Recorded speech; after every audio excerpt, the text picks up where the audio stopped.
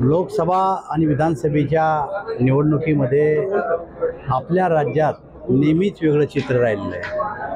आपल्या माहिती आहे की 1999 साली लोकसभेच्या निवडणुका झाल्या, त्यावेळेस भारतीय जनता पार्टी आणि आमच्या मित्र पक्षाला जे काही सीट्स आमचे निवडून आले होते आणि विधानसभा मतदारसंघाची जर त्याची मोजणी केली तर त्या ठिकाणी आम्हाला लीड होती।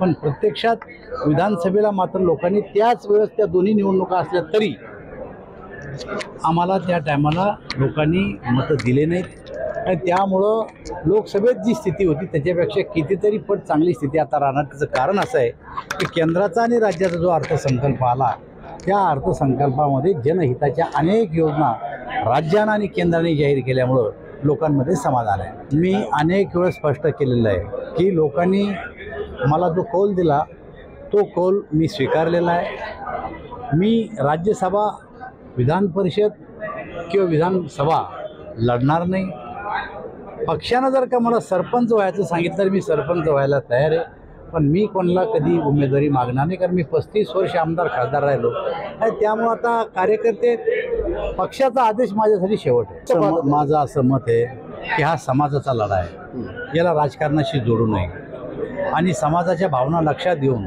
आमच्या सरकारनं आरक्षण दिलेलं बी आहे। पण हे आरक्षण जे दिलं त्यांना ते कमी वाटते, यापेक्षा जास्त आरक्षण पाहिजे, तर त्यांचा तो लढा चालू आहे। आम्ही त्याला राजकीय रंग देऊ इच्छित नाही असे विधान राज ठाकरेंनी संबंधित राज ठाकरेंना केल्याचा अर्थ त्यांच्या विधानावरून त्यांनी विधान केलं की ते म्हणजे मणिपूर सारखी स्थिती महाराष्ट्रात होऊ शकते। याचा अर्थ या पक्षाचं डोकं कोणत्या दिशेनं चाललं याचा विचार करण्याची गरज आहे। ध्रुवीकरण होते का जातीमध्ये? नाही, बिलकुल आम्ही जातीला पातीला न मानणारे माणसं आहेत। सगळ्या जातींना आम्हाला मत दिले। आत्ताच्या लोकसभेत आम्हाला SCनं दिलं, STनं दिलं, OBCनं दिलं, मराठा समाजानं दिलं, साऱ्या जातीपातीनं भाजपला मतदान दिलं आहे। त्यामुळे जातीपातीला मानणारे लोक त्यांना भ्रम झाला आहे।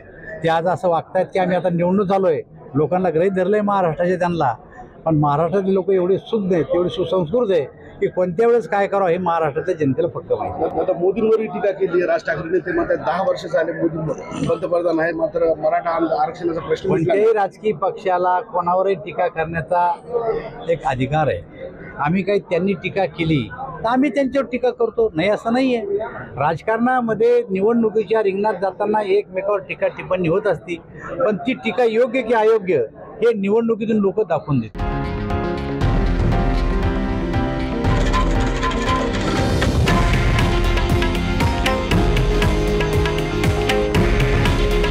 हे आहे देशातील नंबर 1 न्यूज नेटवर्क आणि आपण पाहत आहात TV9 मराठी।